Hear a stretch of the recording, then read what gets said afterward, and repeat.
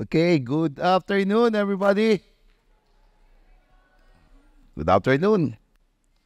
Welcome sa ating bagong serye na pinamagitan natin, The Miracle. Nung unang pasok ng taon, pinag-usapan po natin yung miracle.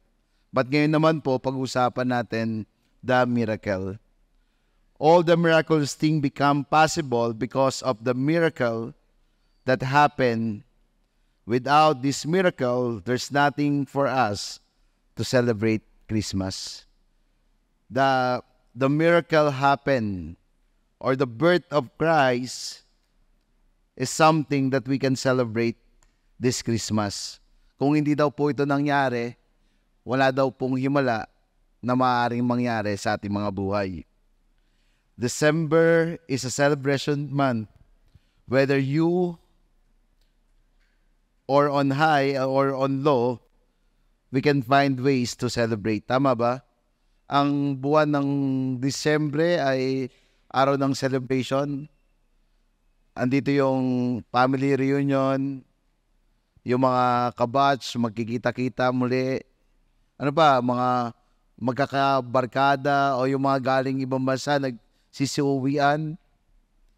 At sigurado merong 13-month. Yun. So we can find ways. But hope as a Christian, we know why we celebrate Christmas. It is because na-fulfill yung pangako ng Diyos na isusugo niya ang ating tagapagligtas na si Jesus. And pag-uusapan po natin ngayon, walang iba, the announcement of the birth of Christ. Yung announcement po, bago ipinganak ang Panginoong Jesucristo. And many of us, gustong-gusto natin ng announcement, tama ba? Ano ba yung mga bagay na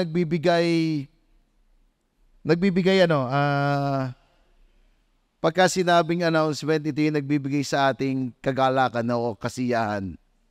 Kanina, di ba, may mga announcement tayo. Meron ba kaninang announcement? Tandaan nyo ba yung mga announcement kanina? Tamo, nalimutan nyo na. Unang announcement, meron tayong simbang gabi. Hindi, may simbang gabi.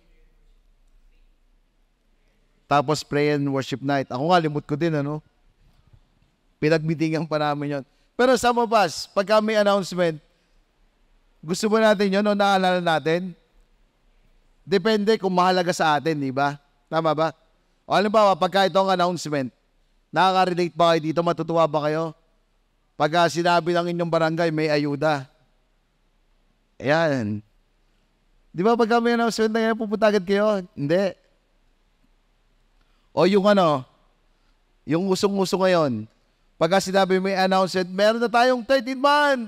Woo! Wala pa rin. O yung Lazada sale. Wala talaga, kahit anong announcement sa inyo, no? Eto, pag nag-cancel ng klase, yeah! Gusto nyo yun, Mga estudyante, yes daw eh. Bakit ba Totoo ba yan? Nawalan nga ba ng klase gawa ni Katniel?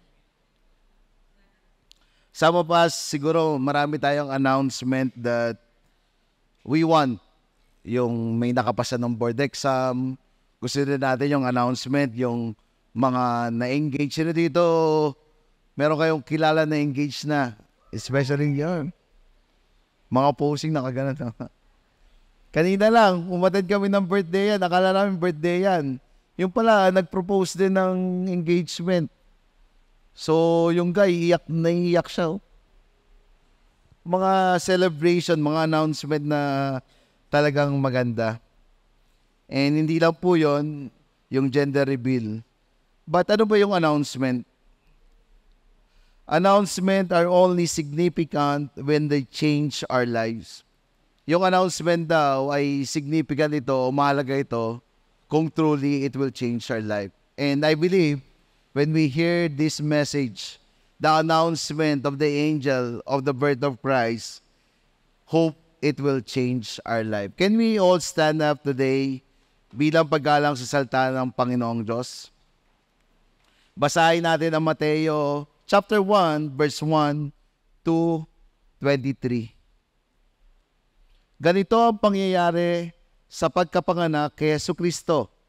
Si Maria na kanyang ina ay nakatakdang ikasal kay Jose. Pero bago pa sila ikasal, nalaman ni Maria na buntis siya sa pamamagitan ng banal na espiritu. Si Jose na magiging asawa niya ay isang matuwid na tao at ayaw nitong malagay sa kahihiyan si Maria. Kaya pinasya niyang hiwalayan na lang si Maria ng palihim. Verse 20, habang pinag-iisipan nito ni Jose, nagpakita sa kanya sa panaginip ang isang anghel ng Panginoon ang nagsabi, Jose, na mula sa angkan ni David, huwag kang matakot na pakasalan si Maria dahil ang pinagbubuntis niya ay sa umagitan ng banal na espiritu. Manganganak siya ng isang lalaki at papangalanan mo siyang Jesus dahil ililigtas niya ang kanyang bayan sa kanilang mga kasalanan. Verse 22, nangyari ang lahat ng ito upang matupad ang sinabi ng Panginoon sa umagitan ng propeta. Verse 23, magbubuntis ang isang birhen at manganganak ng isang lalaki, tatawagin siyang Emmanuel, na ang ibig sabihin, kasama natin ng Diyos. Tayo po manalangin. Panginoong Diyos, tinataas po namin ang mga aming puso at isipan. Lord, thank you that Ikaw mismo bilang aming Diyos ang tumupad ng pangako na ibibigay mo sa amin ng Panginoong Jesus bilang aming tagapagligtas. Lord, marami pong salamat sa pangalan na Emmanuel na ang ibig sabihin ang Diyos ay ang aming kasama. Lord, we pray, God, that this message will truly na mag-penetrate sa aming mga puso, sa aming isipan, na hindi kami lalabas dito, na hindi namin baon-baon o daladala ang iyong salita, na tunay na hindi kami matatakot dahil Ikaw mismo, Diyos, ang aming tagapagligtas at ang lagi naming kasama. Tiyataas namin ang aming samot dalangin tanging sa pangalan na iyong anak na si Jesus, ang lahat na magsabi ng Amen. Sige po, pwede po tayo maupo. So ito pong Matthew na binasa po natin. From Matthew verse 1. Ang lakas ng ulan, ano? Thank you, nandito kayo ngayon, kahit malakas ang ulan.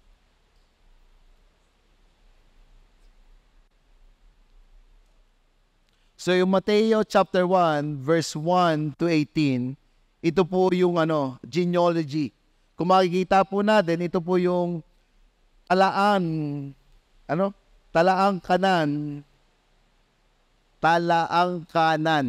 angkan, o talaan ng angkan, pabalik kay Abraham, upang si Jesus ay ipakita bilang mga inapo, o bilang mga apo, sa kanilang amang si Abraham. So, again, yung verse 1 to 18, ito yung genealogy about yung trace nung angkan ni Jesus na from Abraham to David, David to Jesus.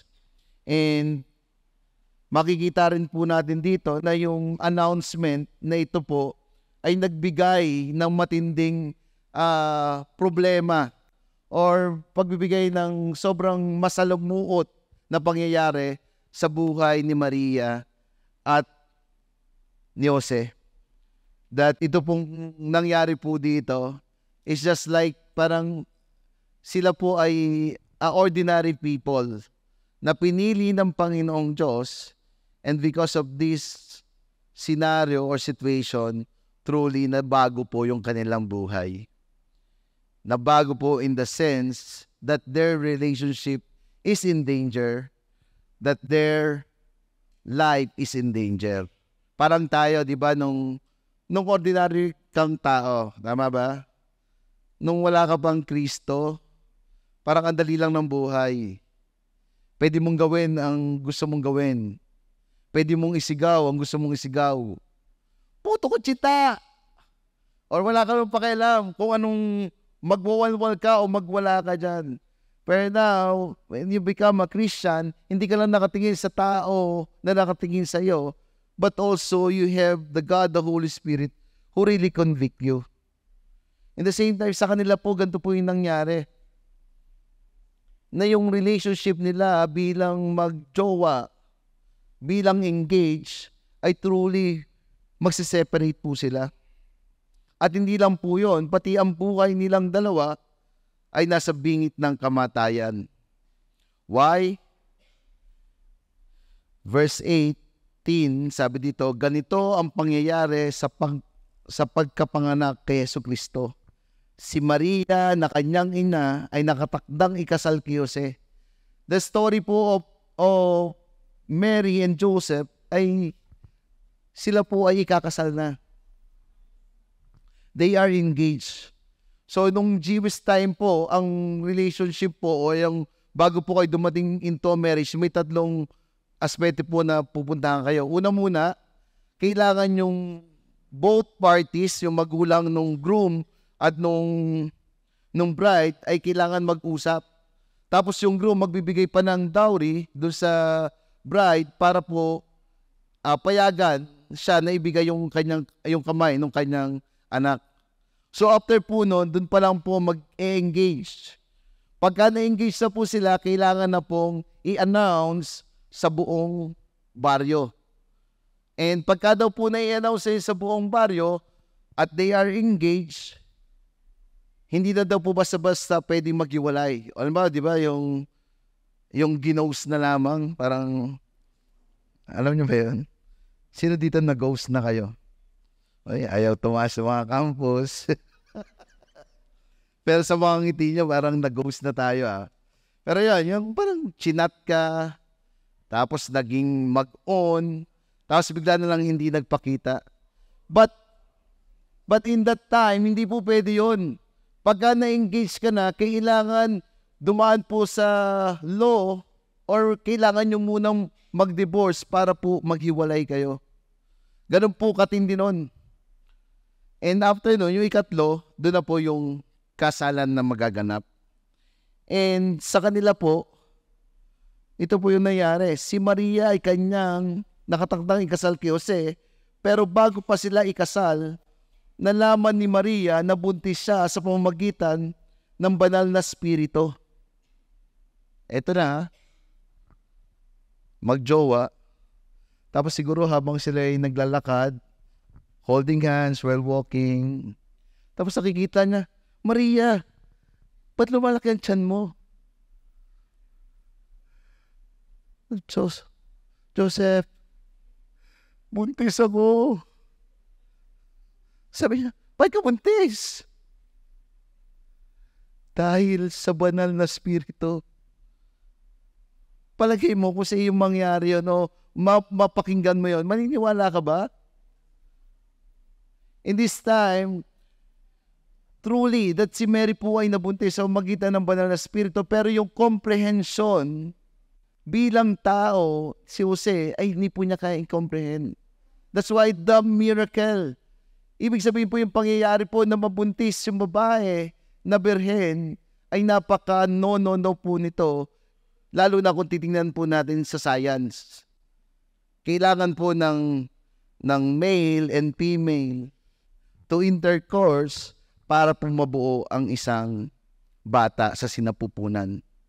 And hindi lang po yun. The miracle that we can also see here is yung Diyos mismo ay inalaw niya na mabuhay ang Diyos sa sinapupunan ng isang wicked or isang makasalanan. And ito po ay imposible din sa time din po, even in the Old Testament, na yung banal at yung makasalanan ay hindi po pwede magsama. Dahil po pagka po nagsama po yon, mamamatay po yung hindi banal. Di ba in the Old Testament, every time may magpapakitang anghel, either kukunin na yung buhay nila dahil sila ay makasalanan. That's why, in this moment, truly, na si Mary po ay nasa bingit po yung kanyang relasyon na going to break up po sila ni Joseph. And not only that, but also her life is in danger. Bakit po?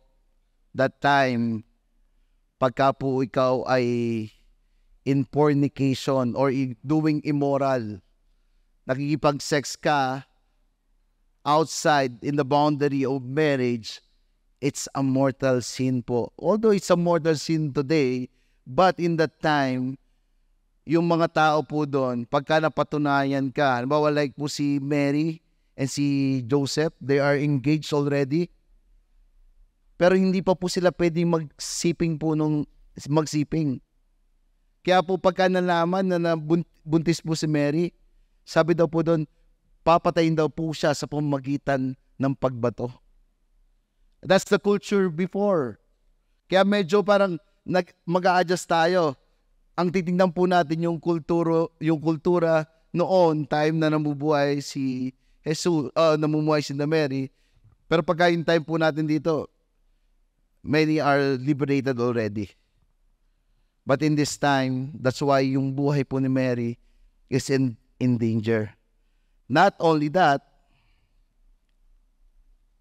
but in verse 19, sabi po dito, si Jose na magiging asawa niya ay isang matuwid na tao at ayaw nitong malagay sa kahihiyan si Maria. Kaya pinasya niyang hiwalayan na lang si Maria ng palihim. Grabe po ito, no? Ito po yung tunay na lalaki na nagmamahal ng lubos. Parang ganito yung senaryo. Nalaman niya na si Maria ay buntis sa magitan daw ng banal na spirito. Pero imbes na ipagsigawan niya, yan buntis yan. So, di ba, right after that, she will be stoned to death. Pero dahil ganun niya kamahal si Maria, sabi doon, namuhay siya ng matuwid. It means, ginagalang niya, nire-respeto niya, pinamumuhay niya prinsesa, si Maria. It means yung word na si Jose ay namuhay bilang matuwid, ibig sabihin, she really respect Maria. She truly loved Maria, na mahal niya si Maria, hindi dahil yung last or may nais siyang makuha kay Maria, but mahal niya ito ng lubos. Jose, in the same time, matuwid, and he treat Maria as a princess. He respect her, taking care of her. So their relationship is in danger. That's why gusto na lang niyang i-give up si Maria. Napakahirap po ng sitwasyon na meron sila in this time. About us, do we experience a lot of problems? May mga sitwasyon ba tayo na parang ganon? Your relationship is in danger. Siguro sa tatay mo at sa iyo bilang anak, I don't know, because you are walking in God now. So parang yung tatay mo, tinatakwil ka na. Simba ka na, simba dyan sa alive. Parang tinatakwil ka na. Ano bang ganon? Somehow, yung health na issue natin, yung finances, there's a life in that situation. But you know what? Bilang po mga anak ng Diyos, mahalaga po na nakikinig po tayo sa announcement o sa salita po ng Panginoong Diyos. In this time of endangered situation na meron po si Maria at si Jose, hindi po nahuli ang mensahe ng Panginoong Diyos.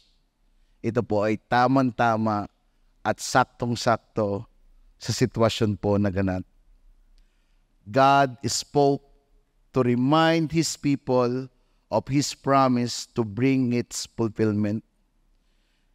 In this time po na malapit na po, na medyo hindi kayang unawain ng tao kung sino yung Diyos na ipinadala niya sa magitan na mabubuntis ang isang birhen sa magitan ng Diyos, siya po mismo ay nagsalita sa magitan po ng isang anghel kay Joseph. Sabi po dito in verse 20, habang pinag-iisipan nito ni Jose, nagpakita sa kanya sa panaginip ang isang anghel ng Panginoon at nagsabi, Jose, sa mula sa angkan ni David, huwag kang matakot. Napakasalan si Maria dahil ang pagbubuntis niya sa pamamagitan ng banal na spirito. So hindi po nahuli ang Panginoong Diyos. Nagsalita po siya in a right and perfect timing. Alam niyo po ba, from Malakay to Matthew, wala pong nakikinig ang Israelita na salita ng Panginoong Diyos. Even yung mga prophet po, wala po silang marinig sa Panginoong Diyos. Meron ka bang kakilala or kasama sa bahay na hindi ka kinausap? Ano pakiramdam? O sa magkasawa, nangyari na ba sa inyo yun? Sa magkapatid, sa magnanay, yung anak makikipag-usap lang pag ahingi ng pera. Meron mang... Ang hirap po nun sa mag-asawa pagka magkagalit kami ng asawa ko. Wala naman dito yung asawa ko, ano? Ay, kahit nandito pati. Sabi ko,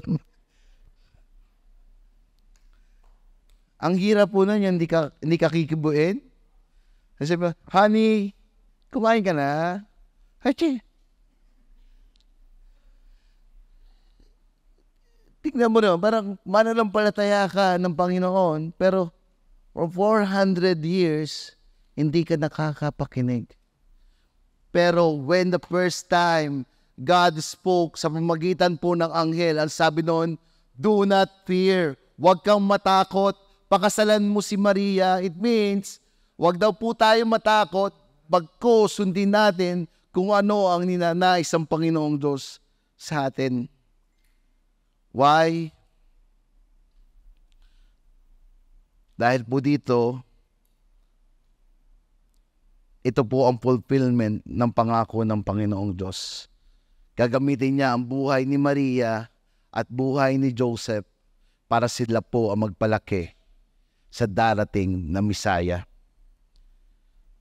Whatever challenges we are in this season, God is not silent. He has a word, a promise. God promises a good as He want to fulfill it. Kaya po yung pagbabasa ng Biblia, yung pag-attend po sa ganitong gathering, pag-attend sa victory group, lagi ko po ini-encourage ang bawat isa. Why? This is a place na tayo po ay nakakarinig ng salita ng Panginoong Diyos.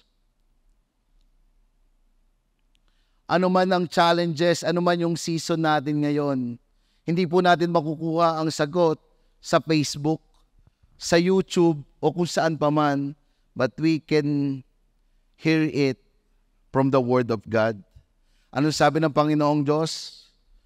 Do not be afraid. Bagong season ng buhay mo, do not be afraid. Trust and obey. Magtiwala po tayo at sumunod sa ating Panginoong Diyos. Si Joseph po, kadali naman po siguro niyang palitan si Maria.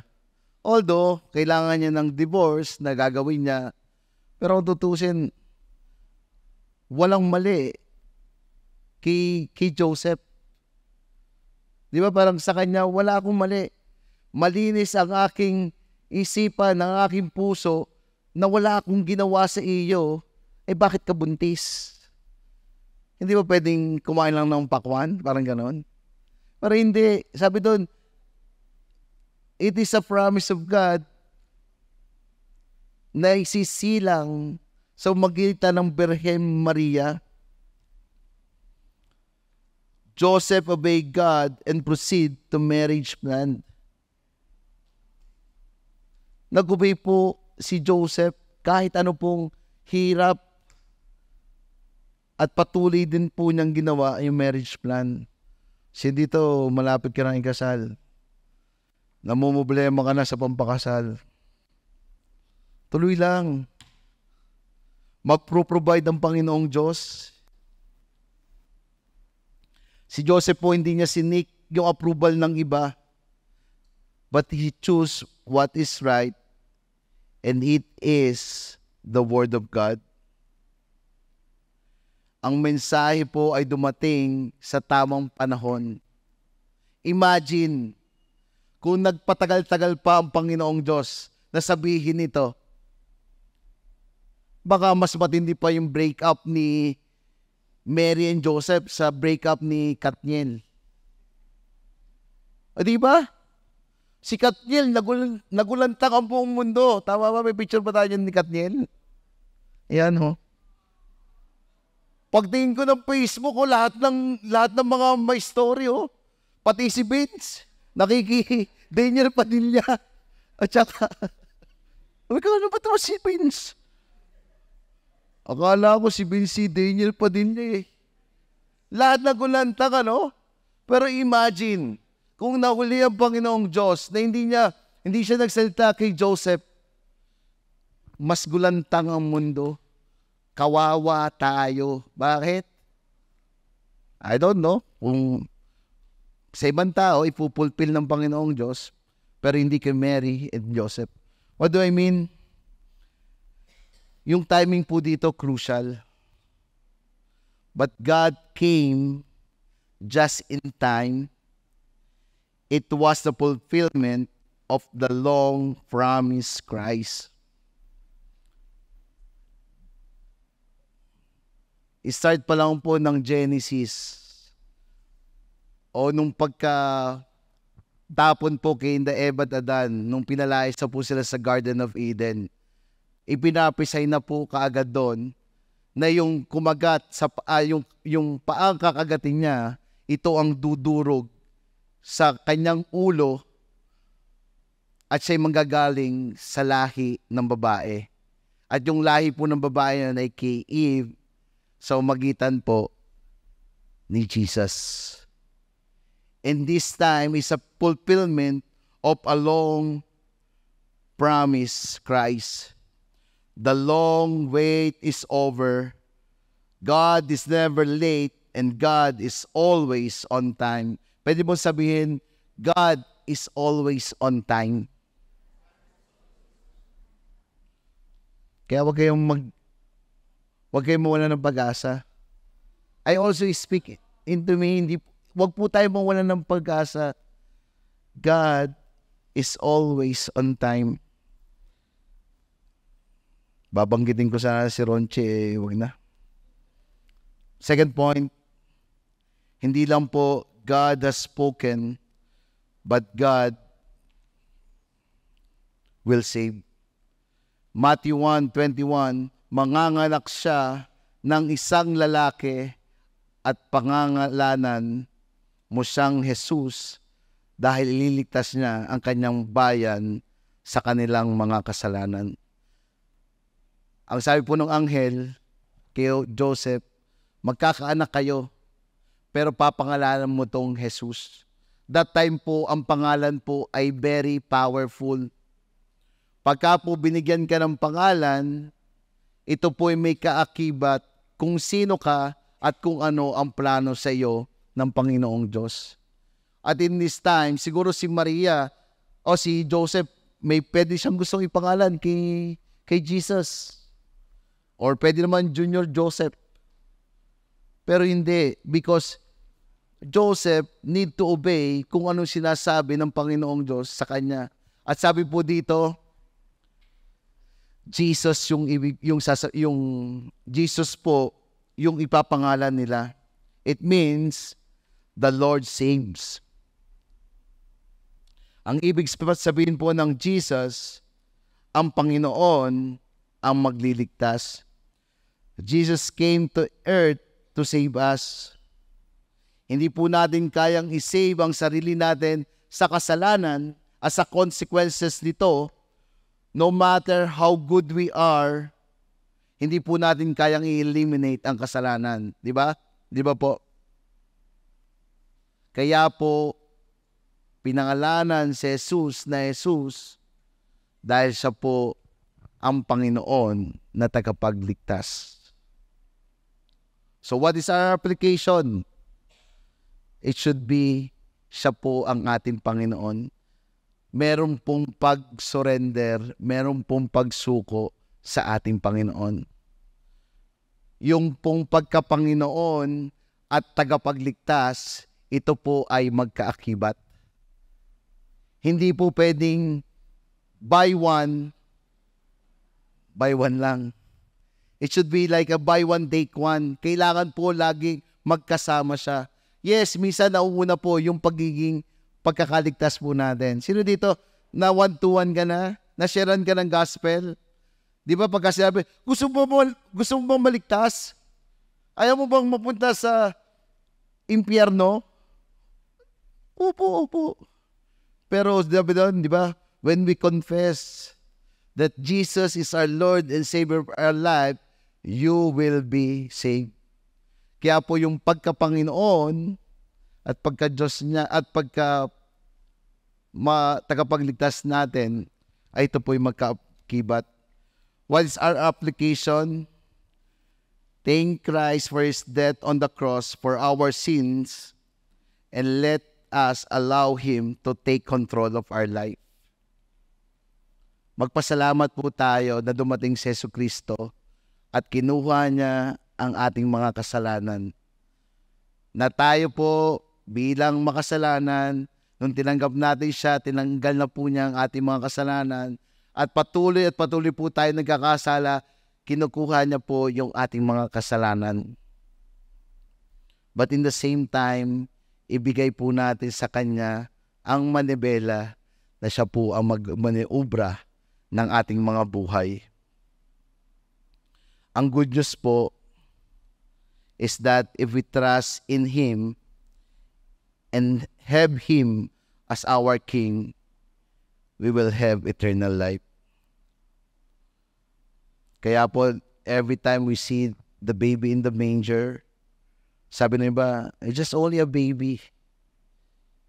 Di ba? Parang yung Pero yung baby pong yon ay ang Diyos na makapangyarihan na magliligtas po sa atin.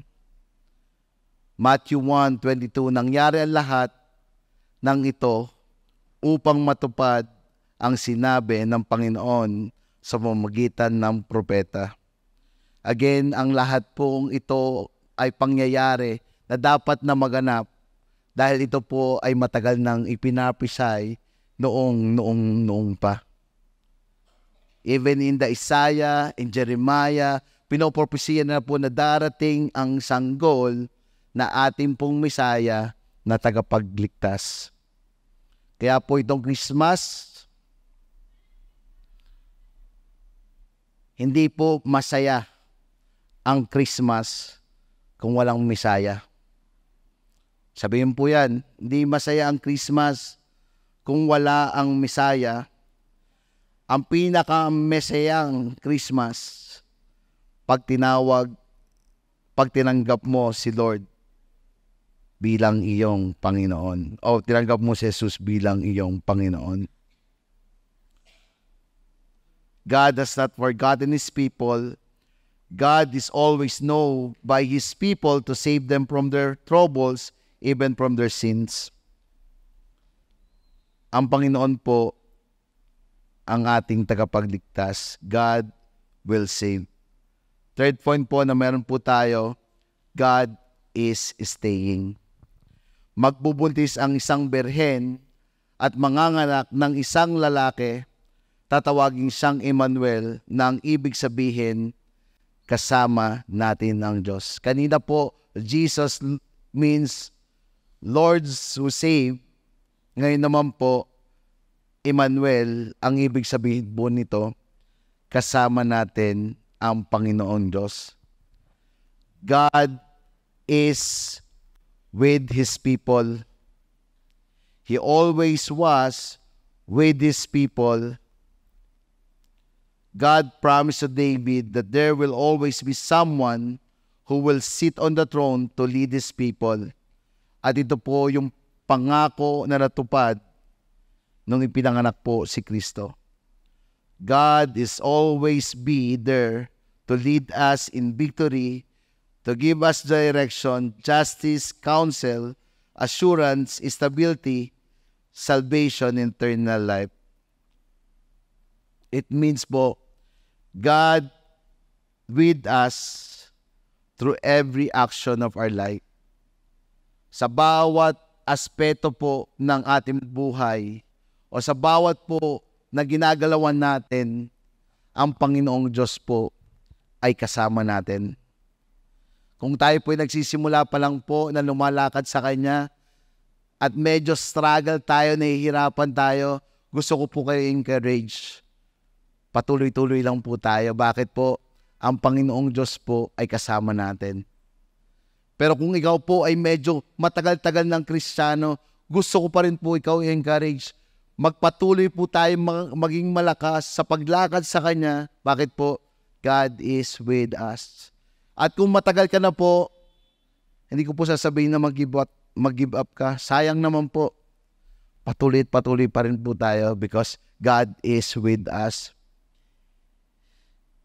He is God with us to comfort, enlighten, protect, and defend us in every time of temptation and trials, in the hour of death, in the day of judgment.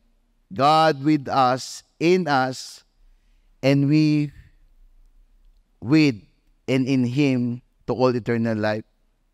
Ibig po sabihin, siya po ang ating Diyos na kasama natin, who will comfort us. Sino dito minsan na-discourage ka? God is with us. He's the one who will comfort us. Yes, sabi ko po kanina, malaking bagay na meron po tayong simbahan. Malaki pong bagay na meron tayong kasama together. Pero wag po natin kakalimutan na kasama po natin ang ating Panginoong Diyos, who will comfort us, enlighten us, protect, defend us in every time of our problems and temptation. If God is with us and for us, who can be against us? Kung ang Diyos po ay kasama natin at nasa atin, sino daw po ang magtatagumpay laban sa atin? A mighty Savior, a Counselor, a Prince of Peace, a great Provider. Ito po ang hindi natin pwedeng makuha o hindi natin makukuha sa tao lamang o kung sino man yung namumuno sa atin. But ang ating pong Panginoong Diyos, galit ka? But ang ating pong Panginoong Diyos ay ating pong kasama that will counsel us, will give us peace, and provide us. Parang ganito po yun. Already, but not yet. When Jesus Christ died on the cross and He say, Tetelestai, it means it's finished. Ibig po sabihin, it is already done. Bilang mga mananampalataya ng Panginoong Diyos, nung tinanggap mo siya bilang Panginoon, tagapagligtas ng iyong buhay, sabi doon ng Panginoong Jesus, it is already done. It means you are victorious and you are a conqueror already. Parang hindi kayo niniwala. Sino dito naniniwala that you are victorious? Sige, taas ang kamay. Yan. Para alam ko lang. Sino dito naniniwala that you are holy? Taas ang kamay. Yeah, we are holy. You are holy. Sino dito naniniwala that you are victorious? So, you have peace. We have counselor. Even in in provision. God is already provide everything that we need. But not yet. Because we are living in the fallen world, it's not yet. Meron pa rin po tayong mga struggles sa buhay. Tama po ba? Pero gusto ko pong i-emphasize, it is already done. Parang ganito po yan. Sino dito nanonood ka ng probinsyano? Wow. Sige, Batang Quiapo na pala ngayon. Batang Quiapo, sino dito nanonood? So pagka pinanood mo sa una, lagi si Batang Quiapo o si probinsyano, laging nagugulpe. Pero in the end of the day, kahit hindi ka manood ng 2 linggo, 3 linggo, kung napanood mo na yun, matatapos yun, panalo pa rin si Coco Martin. Yung buhay po nating Kristiyano, ganun po yun.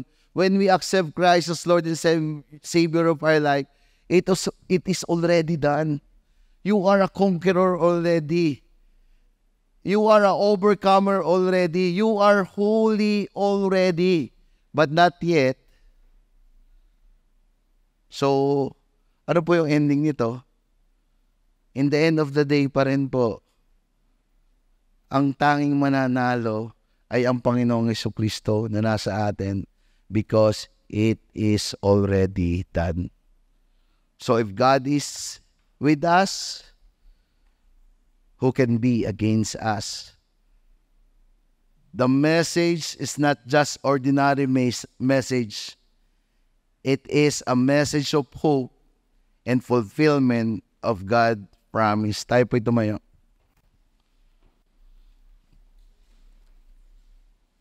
Ang mensahe pong ito na meron po tayo, parang sa atin bilang Kristiyano, Pastor, paulit-ulit na, yan na naman. Pero truly, wala na pong ibang higit pang mensahe. Wala na pong iba pang revelation. But ito po ay ang ginawa ng ating Panginoong Jesucristo sa cross ng Calvario. And this is my prayer. My prayer today is that we truly understand who Jesus into our life. Like what happened to Joseph and Mary.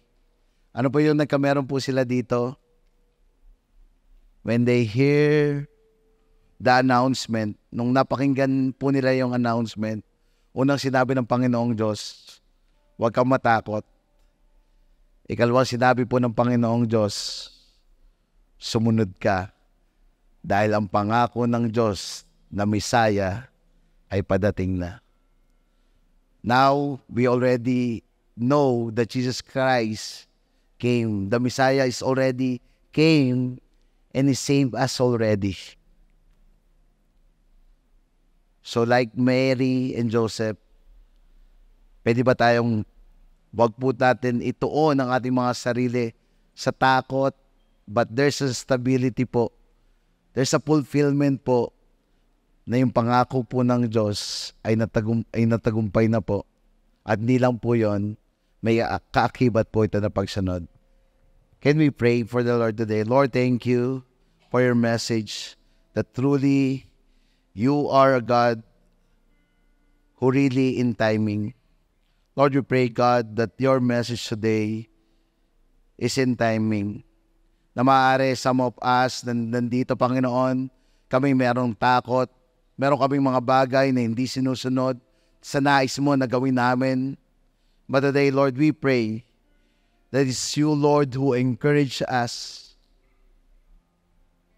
na bilang iyong mananampalataya, nandito kami, Lord, sinusuko namin ang aming mga buhay sa iyo.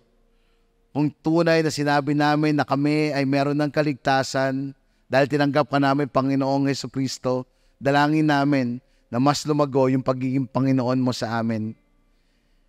Panginoon, kung meron kami mga bagay na itinatago na mali sa aming mga puso, because you are God, God the Holy Spirit who's living in us, is holy, righteous. We pray, God, na ikaw mismo ang magbigay sa amin ng conviction para talikuran namin ang tinatawag na Biblia na kasalanan. Lord, we pray, God, that you will give us guts Bigyan mo kami, Panginoong Diyos, ng lakas ng loob, ng boldness, Lord, na harapin ang mga pagsubok na meron kami bilang isang Kristiyano. That we want, Lord, a fully surrendered to you, God, 100%. Lord, pagod na kami, Panginoon, na parang lagi kaming talunan ng enemy, but you said into your word, it is already done. When you died on the cross, pinakita mo, Lord, ang iyong kapangyarihan. Even sabi mo sa iyong salita, it is you who will build your church, and the Hades cannot overcome it. So, Lord, we claim your word today. Na, Lord, we will fully surrender to you, God. And Lord, we pray also, ibalik mo, Lord, yung sigla, ibalik mo, Lord, yung passion, Lord, to follow and obey you, God. That your message, ito yung pinakamagandang mensahe na meron kami, Panginoong Diyos, is when you died on the cross and after 3 days you rose again, proving that you are the Son of God. Dahil po sa ginawa mo, kinuha mo ang lahat ng aming mga kasalanan. So that in time and every time of our life, Lord, pwede kaming tumayo, maging isang matapang na katulad ng isang leon, dahil kami ay walang bahid na kasalanan, dahil sa iyo, Panginoong Jesus. Lord, thank you for today, God. We want to lift up your name on high, that truly that you are a God who saves, that truly that you are a God is within us. Can we take this moment to worship God? Pwede po ba natin bigyan ng papuri ang Panginoong Diyos?